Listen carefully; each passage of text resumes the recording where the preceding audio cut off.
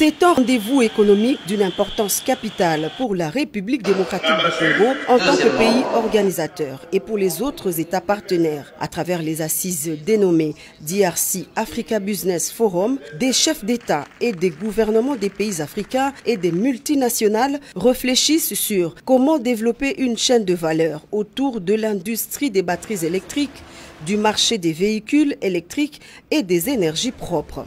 De la rhétorique abondante mais riche en révélations et engagements des États d'Afrique qui sont désormais déterminés à changer le paradigme et jouer véritablement leur rôle dans le développement de la chaîne de valeur dans le processus d'extraction, de transformation et d'exportation de ces minerais stratégiques utilisés dans la fabrication des batteries électriques.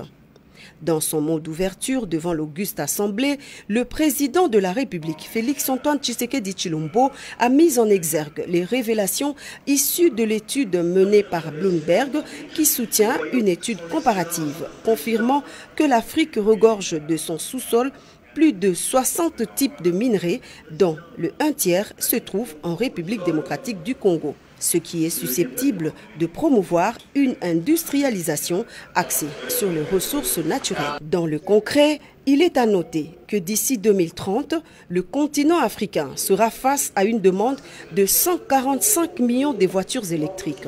Le taux de demande de cobalt sur le marché est actuellement situé entre 120 000 et 130 000 tonnes l'an, chiffre qui pourra doubler dans 5 ans. Le président de la République démocratique du Congo, également président en exercice de l'Union africaine, plaide pour une synergie d'efforts des pays africains en vue de renverser la tendance et refuser de continuer à exporter nos minerais à l'état brut.